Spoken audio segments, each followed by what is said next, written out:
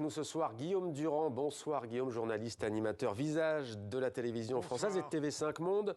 Vous avez rencontré ce grand artiste, Pierre Soulages, on va en parler, mais d'abord juste une réaction. Guillaume, c'est vrai qu'on le pensait immortel, il aura été créatif jusqu'au bout, hein. Absolument, il a travaillé à la fois dans son appartement atelier de Saint-Germain-des-Prés et à Sète où il habitait une grande partie de l'année, donc jusqu'au bout, avec un assistant essentiellement, avec toujours à ses côtés sa femme Colette. Je ne l'ai pas vu depuis un certain temps, mais ce que vous avez dit dans les sujets est tout à fait juste. C'est un des rares Français qui est connu dans le monde entier, en Asie, en Allemagne, en Europe, au large de l'Allemagne, et puis après une reconnaissance aux États-Unis, parce qu'il a été en bagarre pendant un certain temps avec les grands abstraits américains. Je m'explique, après la guerre, vous savez qu'avant que le pop art n'arrive, la peinture est devenue abstraite avec Rothko, avec Franz Klein, avec Clifford Steele, des grands peintres américains ou des grands peintres européens.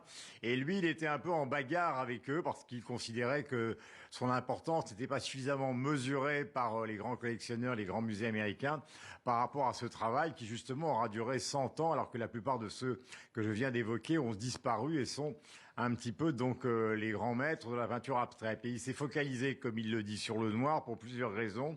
Ce goût de l'enfant, c'est pas un théoricien.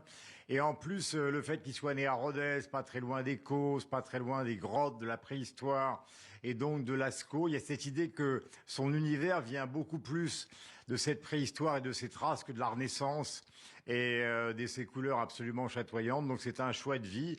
Et avec ce noir, avec le goudron, avec l'huile, comme vous le disiez, avec le brou de noix, il a absolument tout fait, tout tenté, incorporé dans le noir des couleurs, puis après le blanc, puis il a fait disparaître toutes ces couleurs pour arriver à l'outre noir.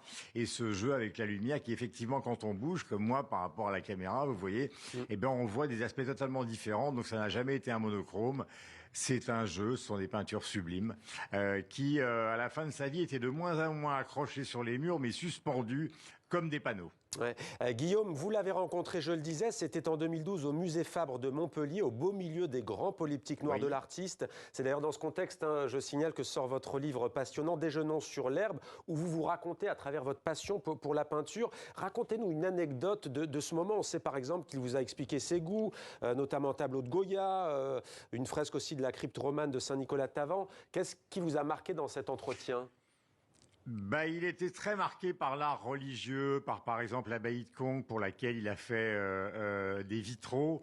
Il était, comme je le vous disais tout à l'heure, marqué par quelque chose qui est plus marginal dans l'histoire de la peinture que ce qu'on raconte d'habitude, c'est la peinture classique et la peinture italienne, notamment donc la Renaissance. Il y a beaucoup de choses qui ont joué dans sa vie.